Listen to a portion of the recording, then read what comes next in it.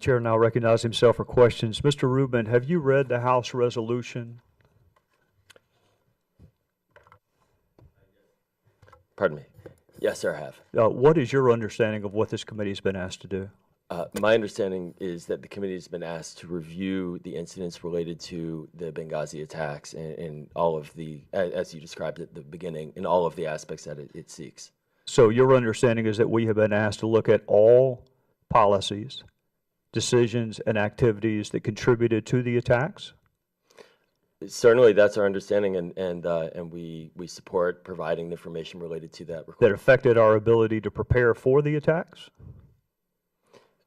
But if that's ultimately the decision. Well, you've read it, right? I mean, you've read the resolution, right? You're not disagreeing with my interpretation of the resolution, are you? We defer to the committee's direction on how it wants to proceed. Including executive branch efforts to identify and bring to justice the perpetrators of these attacks? Did you read that in the resolution? Sir, I don't have it in front, so I can't quote it. I'll be thrilled to get you a copy of the resolution. Sure. For the meantime, you're just going to have to take my word that it also says executive branch efforts to identify and bring to justice the perpetrators of these attacks. That's in the resolution. Can you tell me specifically how our interviewing witnesses is going to jeopardize the prosecution? Sir, the Department of Justice has been clear with us. I'm asking you. It was in your opening statement. I'm asking you. You tell me, a former prosecutor, how our interviewing witnesses that have already been interviewed by the ARB, already been interviewed by the Best Practices Panel, and frankly, already been interviewed by the State Department. The video that you showed us last week, that agent interviewed the witnesses in preparation for a video. So if the ARB and the Best Practices Panel and your own agency can interview people in preparation of a training video, how can Congress not interview those witnesses? Sir, no one has said that Congress cannot interview. You just said that it would jeopardize an ongoing prosecution, and I just asked you specifically how. My understanding, and I am the chief liaison to the House for the State Department, is that our colleagues at the Department of Justice have been in touch. Specifically, who told you that? My colleagues within the State Department who work on this on a daily basis. I'm looking for a name because I've got to clear up this misconception that simply talking to a witness who's already talked to 3 other investigatory bodies, that somehow or another Congress cannot talk to these witnesses, even though apparently everybody else can.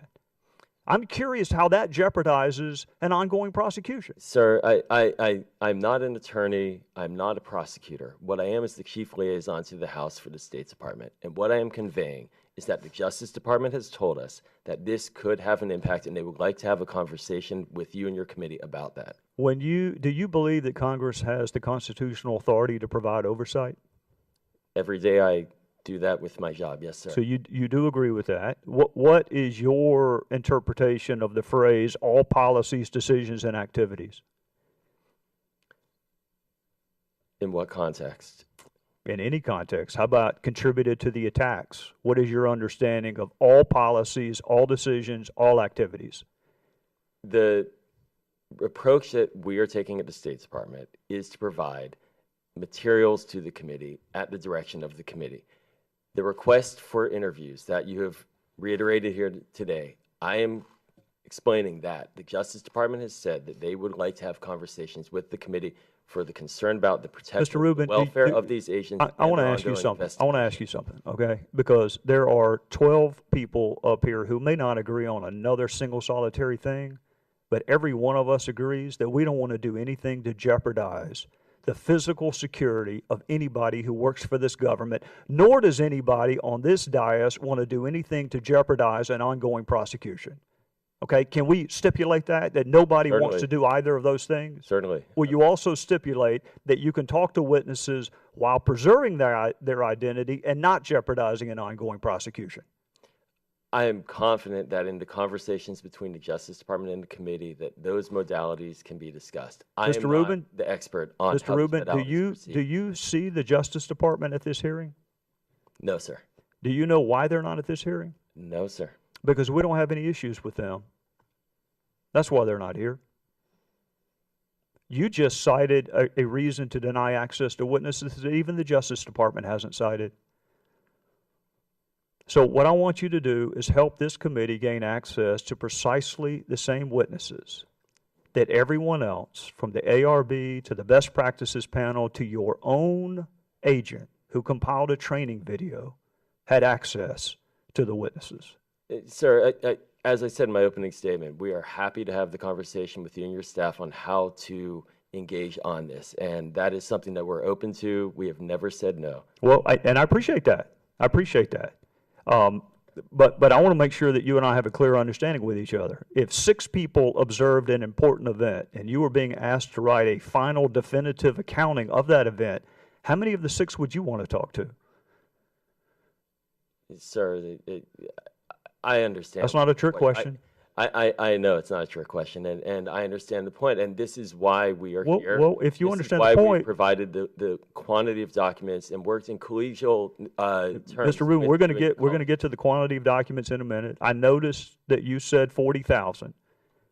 That's an impressive number. That's 40 copies of Dr. Zhivago. That's 40 copies of Crime and Punishment. That's a lot of pages.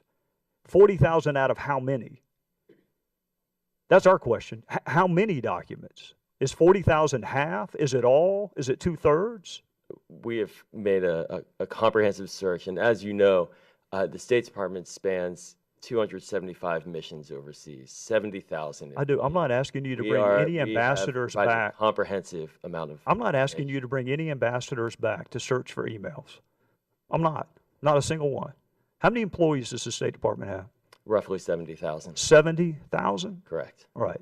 And we have asked for emails from 7th floor principals. Do you think that that is a reasonable request when you have been asked to study all policies, all activities, and all decisions? In your committee's December letter, where it named principals, first, in fact, all of those principals there are emails, there are documents related to them in that 40,000. And in addition, you and your Is it your testimony that we have all of the emails that we've asked for? Well, you and your colleagues prioritize former Secretary Clinton's emails, and that is our priority, as I stated in my opening Well, I would say multiple emails. If there are multiple email accounts, we want all of the emails. And okay? we agree, and we are, as I Well, you may have noticed my colleague from Maryland used the word glacial. I find the use of that word interesting when you vote against constituting a committee, when you threaten not to participate in the committee, when you continually threaten to walk away from the committee, when you can't identify a single solitary person that you would issue a subpoena to, when you are prepared to have an ask and answered website before you got the 15,000 pages of documents that you just provided, when you expect members of Congress who are having conversations with people on airplanes to stop the conversation and say, let me go get a Democrat. You heard the word glacial. We're going to pick up the pace.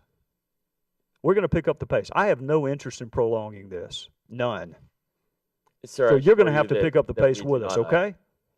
Absolutely, and this is why we're here today. We have made 2 witnesses available since the fall of last year. We are prepared at any time, proactively, as you and your colleagues know. I appreciate that, Mr. Rubin. Are you familiar with the subpoena that dates back to 2013 that the Oversight Committee sent with respect to the ARB? Yes. Okay. ARB is a statutory creation, you agree? Congress created the ARB? Yes, it did. Do you agree Congress can amend or alter or enhance the ARB? If it's a statute, sure. Congress can change it, right? You agree Congress should provide oversight over one of its statutory creations? Yes, sir. How can we do that if you will not give us the documents related to the ARB? How can we possibly do that, Mr. Rubin? Sir, first, of the 40,000 pages of documents that the committee has received, many of those are, in fact, related to the ARB. Mr. Rubin, I really do. I really do. I appreciate the word many. I appreciate the 40,000. I keep coming back to one word that's in the House resolution, and that word is all.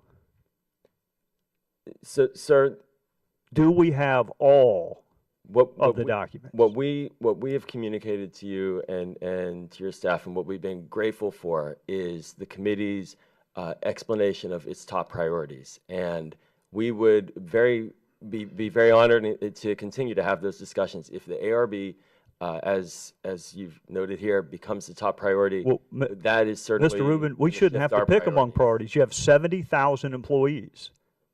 I mean, what we're not going to do is identify one tranche of emails and then 2 months later go depose or do a witness interview with that witness, and then 2 months later get another tranche of emails. When our colleagues on the other side, who, by the way, had no interest in forming this committee whatsoever, but are now ironically complaining about the pace of a committee that they had no interest in forming whatsoever, it's time for us to pick up the pace. So And I'm looking to you Yes. to help me do that. And that's why we're here, and that's why we've continually engaged proactively with you and your committee, and we're happy to continue to do so. Okay. And I would mention the 70,000 employees are engaged in their jobs. I appreciate that. I don't want any Policy. ambassadors, security guards. I don't want anybody taken off of an important job. But compliance with congressional inquiries is important. And if you have time for condom demonstrations or culinary diplomacy, I think you have time to comply with a legitimate request for documents from Congress, and I'm sure you agree. And with that, I would recognize the gentleman from Maryland. Mr.